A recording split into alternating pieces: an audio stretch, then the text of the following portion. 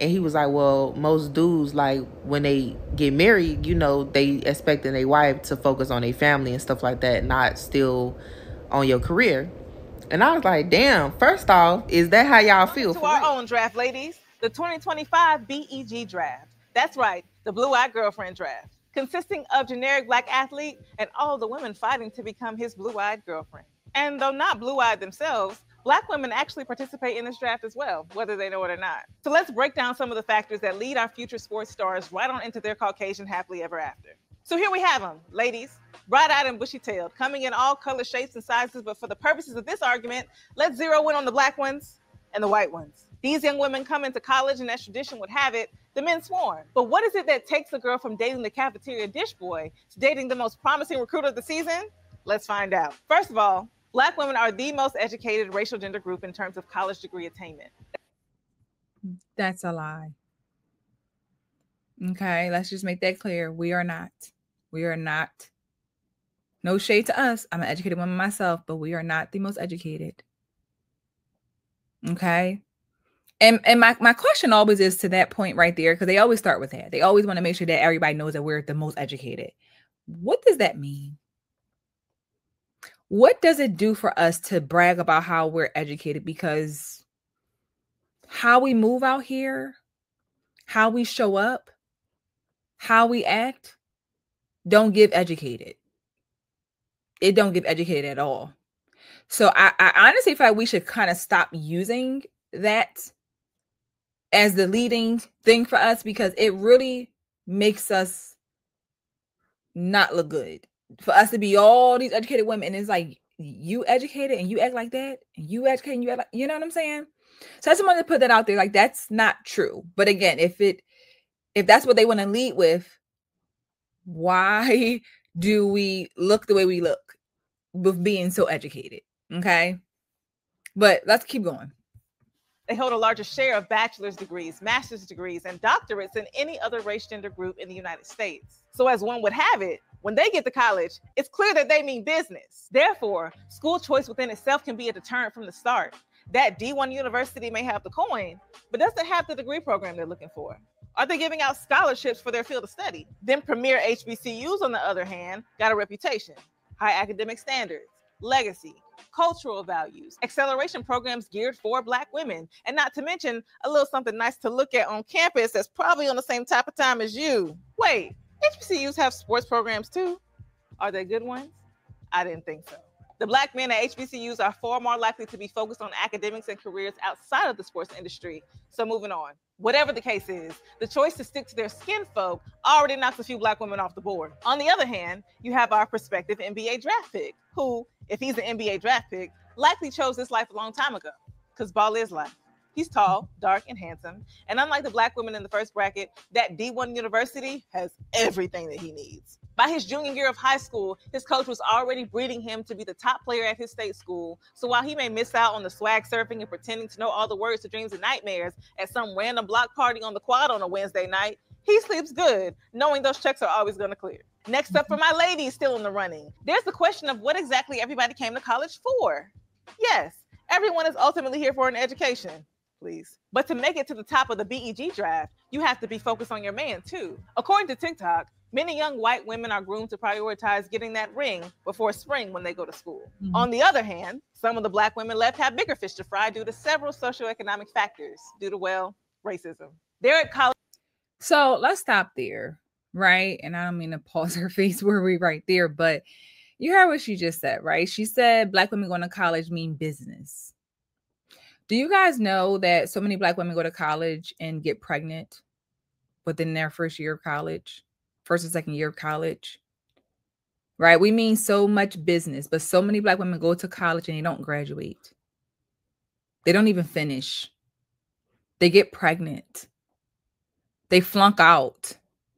They do too much partying that they're not getting their education. So meaning business, like she said, we mean business, right? Is it really business when we're not doing the right thing? Other than that, she just pointed out and stated, right, is that the white women, as I said, they are, focused on getting that ring by before spring, right? They are they're taught to go to college and get the degree, right? And also secure a husband. Because let's think about this, y'all. If we think about this logically, if you are in college, a college campus,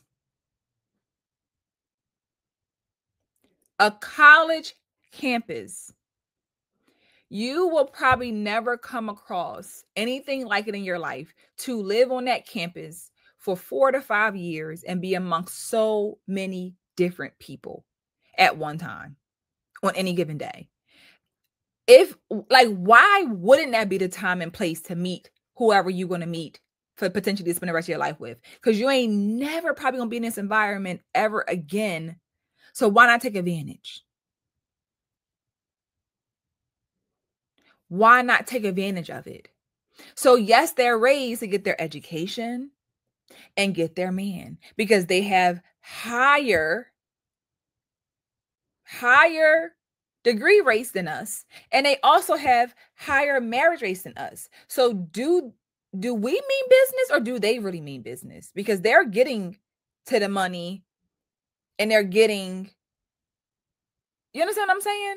So I was having a conversation with this guy I was briefly talking to, and he asked me what I plan to do after I finished up my master's. And I was like, well, I'm highly considering going for my PhD, and, you know, down the line, maybe like opening up a nonprofit. And he was like, you don't want to be married? I was like, yeah, I want to be married. I was like, what you mean by that? And he was like, how you going to do that if you're trying to pursue your PhD? And I was like, well, that's where balance come in. And he was like, well, most dudes, like, when they get married, you know, they expecting their wife to focus on their family and stuff like that, not still on your career. And I was like, damn, first off, is that how y'all feel for real? Second, why does a woman have to choose? Why can't I want the marriage, the family, and the career? Like, I don't have dreams of being the homemaker all solely by myself or anything like that, like taking care of home, primarily doing the child rearing. But damn, like, if I choose to pursue my career, does that lessen my chances of getting married? Like, so we got to really think about when we just say this stuff, because all she's doing is making us look bad. That's all I'm gonna say, but let me keep going. College for upward mobility, to carry grandma and them bills on their back when they get out. A man would be nice, but a check would be better. So there you go right there. We are raised to go to college to carry our family on our back. So it's our fault that our family, the breakdown, feminism, took them in at the homes. When Black women said they didn't need a man no more. So now she got to do it by herself. And now it's your daughter and your son's responsibility to take care of you because you didn't get a man. Like, it's a domino effect.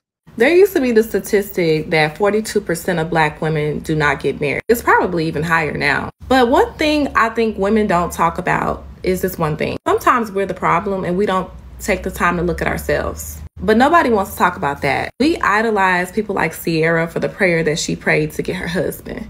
But we don't talk about, did Ciara actually put in the work to work on herself first? Do you think that a person like her could attract somebody if she was broken? I think you attract who you are. A lot of us don't want to put in the work to work on ourselves first. We dread the thought of healing because it seems like a task. Instead of like looking at it like, okay, you know what? Let me get to know myself. Let me find out the things that I actually like about me. And I think until we start to actually work on ourselves, that statistic is going to remain. And I'm not saying that it's all because of being unhealed, but I am saying be accountable, because everything ain't these men. Some of it is us. And we need to say that. So now we got to take care of the family. So because they get the luxury to not to do that because they made better choices, they're wrong because they don't have to focus on that, which again, I don't even agree with that. I think that that's another excuse for us not acknowledging why Black men may choose to date outside their race, which again, Black men marry more Black women. They're married on average more to Black women. Like, so even that, again, it's not true. Black men are married to Black women more than any other race. But again, to try to paint a picture like, because we got to go to school and pay the bills at home, so we can't focus on the man, we got to get to business. I don't believe that. That's not true in my opinion. So that knocks a few black women off the board as well. Meanwhile, I see our star athlete is cruising right along because for him, he's already accepted the fact that he's going to be carrying his family on his back. He was conditioned into that mindset long ago, except for he's a man, so that's okay. So unlike the black women who may be stressed and pressed trying to make a bag and bring it back home, he's been getting called the man nonstop since he even got recruited. So yeah.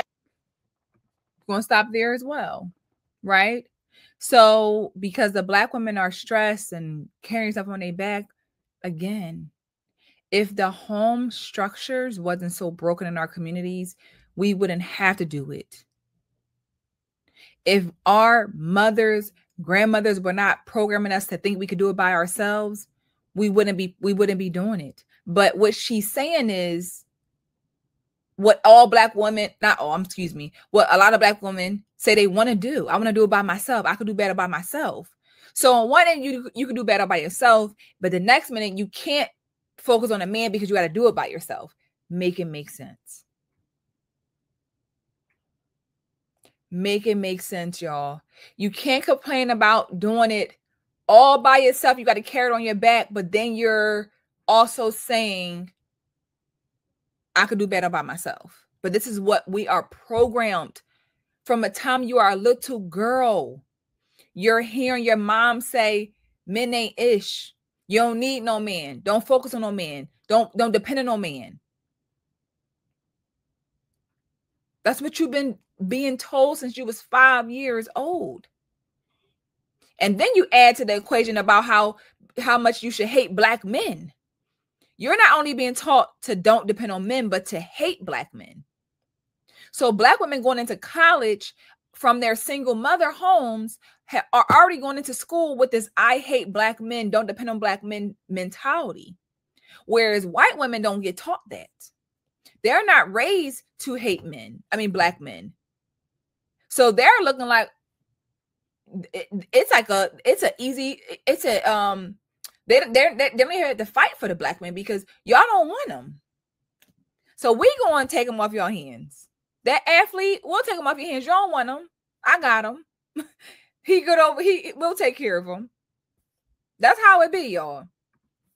Yeah, he hasn't even noticed the black girls dropping out of his dating pool. But that might not even matter for the black girls that we have left, because now that you've even made it into the same dating pool as him, you now have to be prepared for what it's like to date an athlete. Because while the black girl's trying to play for his heart like Sanaa, he might just be trying to play them for their services. He has away games. He's sore. He needs help with homework in the class he's only been to once this semester. Why? Because basketball comes first. And he needs a woman who is willing to take care of all of that for his sake. Now, you just heard me say that the black women left are there for better opportunities in the future. How can they focus on being a fairy god girlfriend if they have their own lives to focus on as well? But let's think about that. Okay. She said the black athlete, the athlete who's going to probably knows he's going to the NBA, knows life is going to be good. If things go accordingly, we going to be good. So he needs a girl who's going to be there to help him, support him, cheer him on, help him with his homework. And they are willing to do it without a problem because they see the future. They see what's happening. You think I'm about to worry about what I'm doing? Baby, whatever I want to do don't matter no more because we gonna be good. You understand what I'm saying? I'm not fighting to be able to just brag about me having 5 degrees that I'm not gonna do nothing with. And that's how black women, we want to brag about degrees that we don't even do nothing with. That's collecting dust. It's collecting dust. So we don't want to support our black men while they're going through the struggle and while they're going from away games and sports and all of the things because basketball has been their life since they were probably 10 years old. So they need a woman in their life as they get older to really ride this wave with me. Be in the gym shooting with me. You understand what I'm saying?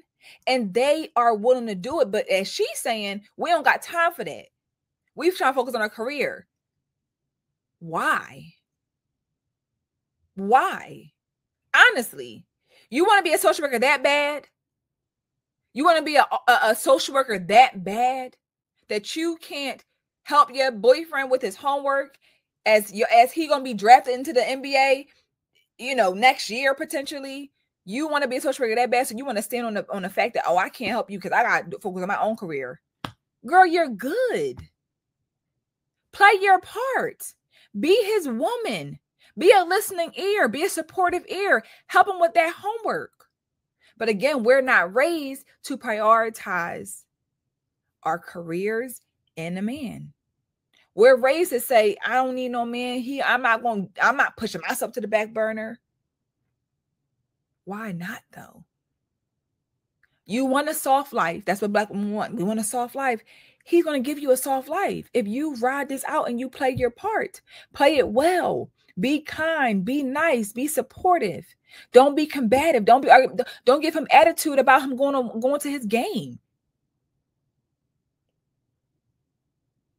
Don't argue with him about him going to his game because this is for his career and this could be for y'all. We want to fight about it. Well, you ain't spending enough time with me.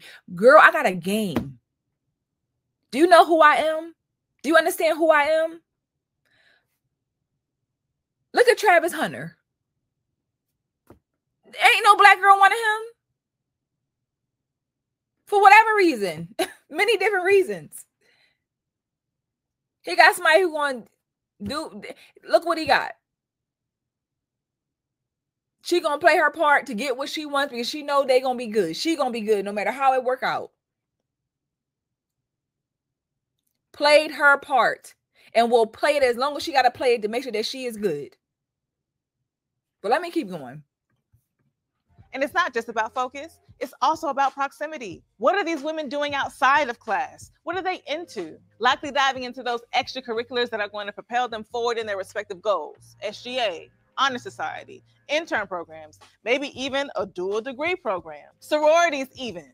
But we all know that process and the priorities for Black sororities are a whole lot different than the white ones. And the networks from the Black ones have much farther and weightier reach in the professional world. Well, I guess I wouldn't know. I'm a GDI. But what I do know is that it takes a whole lot of those Black ladies' time, sometimes a whole semester. Meanwhile, Lily and Emily done found a home for their extra time as team managers and interning with the sports massage therapist and are now on the road with the team. And this isn't to say that white women don't potentially face the same obstacles as Black women, but things work a little differently when society doesn't require you to grow up at a much faster rate than the other kids your age. And when you're not sitting on a trust fund or any measure of accumulated wealth. But I digress. The point is, we see who's made it to the end of the BEG season 2025 draft. And of course, for better or for worse, our star athlete was always destined to be waiting for her at the top. So our guy has chosen to take his girlfriend and her blue eyes into sports stardom. They fell in love, and she just happened to be white. And that's your prerogative, king, or generic Black athlete. But the only thing I'll give you is that the circumstances play just as important a role here as do your preferences. On top of whiteness being the standard for beauty and the misogynoir that paints Black women as undesirable, there are real, damaging implications behind Black athletes who actively seek out anything but a Black woman and are vocal about that. Because the average Joes who will never have the chance that your type of talent, stardom, or proximity to whiteness will do their best to emulate your success in any way they can, even if it's just having a white woman, and punching down on Black women in the process because they have no other real way to verbalize their choice other than the fact that they want to be just like you. Now,